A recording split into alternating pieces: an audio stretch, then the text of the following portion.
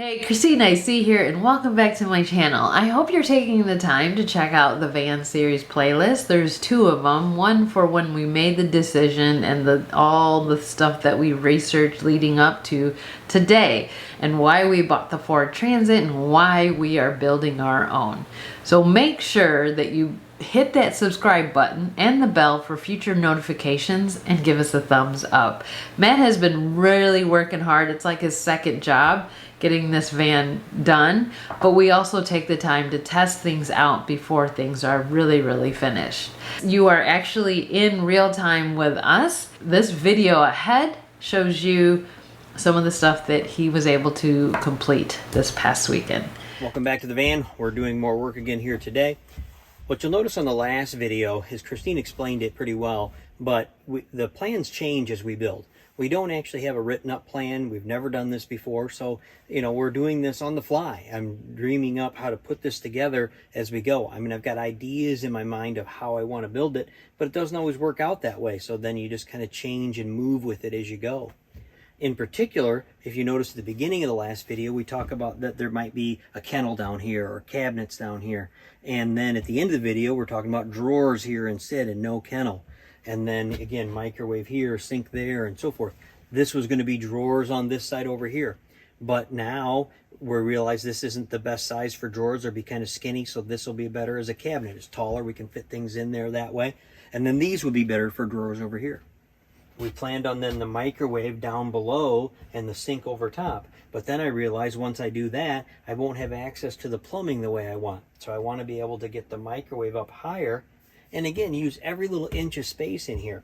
Below the sink, if you put the sink forward with the plumbing in there, this cabinet turns into sink base and plumbing, and it's not as useful. But if I push it to the back, we can get some use out of the front. That was my thought process. So that's where we ended the last video.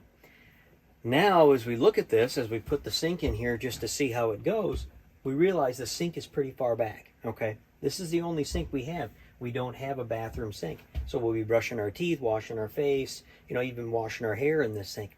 Because of that, then, this being further back makes it a little inconvenient. At 36 inches here, leaning over to get to this is a little bit far. That makes this less convenient than we would like. But to keep the microwave here, we can't move it forward, again, unless I move it down. Now, we're going to move it over here. That's what we're thinking about now. And that's one of the advantages of using the extruded aluminum. To move this, you can see I've already started on this. I took out the piece that I had built here, unbolted this, moved it over, bolted it back down. I didn't have to rebuild any of that. All that, I just moved it.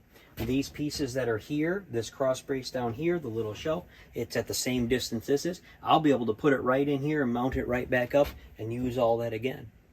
So the extruded aluminum gives us some flexibility that way, that if you built it just out of wood, and you could obviously unscrew it and probably screw it back together, but this gives us some flexibility that doesn't give us. Now then, this is going to move over to here. Again, we're going to have the induction cooktop here. It'll be below it here, which in this spot is okay because of where the actuator is and the motor is. This actually made this drawer space smaller than any other drawer space. So now with the microwave in here, we're not going to lose as much in there. We'll be able to move the sink back forward, which will be easier to use it, and open this up as one full cabinet going all the way in. So we'll still have storage underneath it. It does make the cabinet a little less useful because there's plumbing in it and so forth, but I'll have easier access to it when I need to access it for repairs or leaks or changing things. So that's just kind of the process that we go through, and now I'm in the next stage where we're moving stuff, taking it back apart. So we'll start working on that and you'll see how that goes. All right. Okay, a little bit of progress here. This is the new shelf for the microwave.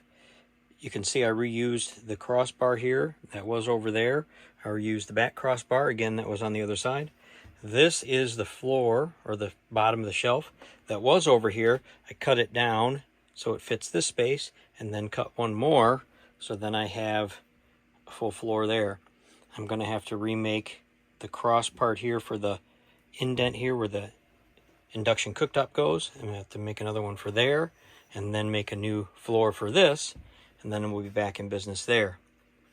And then we'll figure out where we're going to mount the sink up top here, and so forth. I might actually use a little piece of plywood here to make a false countertop here so I can mount the sink so we can get a little better handle on that, how deep I need to make this cabinet, and then how deep I need to make that drawer then also. All right, you can see here we've got the microwave in place, and I did finish off the side here instead of leaving it with just 2 pieces, enough to mount the drawer slides. I did that because with the microwave in here now, if something were to fall down next to it, or if you set something on the microwave or next to it, we don't want it to fall then into the drawers or down. Same thing, we don't want it to push off to the back and fall into the dead space back there. I've also finished then the indent portion of this, which is obviously where the induction cooktop will go. This is now large enough. We'll probably end up putting a little spice rack here, maybe some utensils. We haven't decided that yet. Then I also finished off this part here and added a pull-out drawer there, pull-out spice rack. We won't use this. We don't have a lot of spices but that we bring with us cooking-wise, so we use this probably to store cups, you know, other things. We actually might even be able to open up so we can put a couple pans in there. Again, there's a lot of possibilities with this. But same thing here, I finished this off, that way if something were to fall off, it doesn't fall off back into the back into, you know, a place it's hard to get to.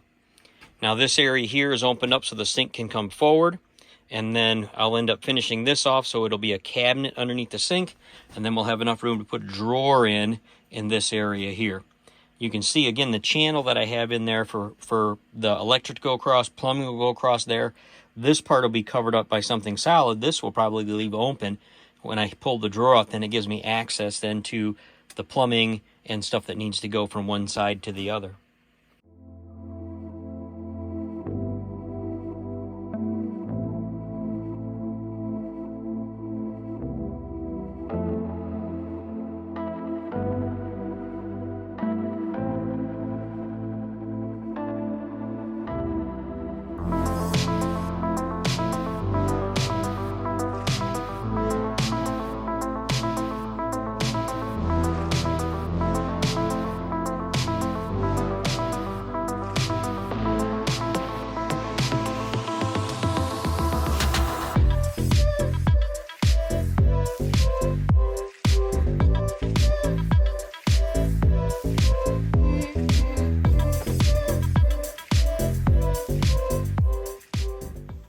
Okay, here's the progress we've made here this weekend.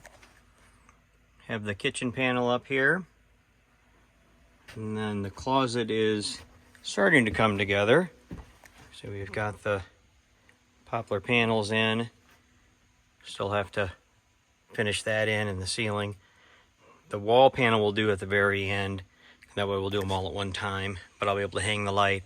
I'll be able to put up the bar for the closet, and then out back here I've started working on the slat wall. I'm gonna put a slat wall in here. Once the door's shut, there's actually some space here, even though it's fully pressed up against the rubber seal here. There actually is some space there, so we can hang things from here. Right up here is where actually we're gonna hang towels, so that way, since the shower's right here, you'll be able to reach in and grab the towels there. This will actually get finished off here with another slat wall panel, but I right now have to do some work in there to get the plumbing done for the sink. So then we'll get that first. Again, down to the kitchen. So we're moving along.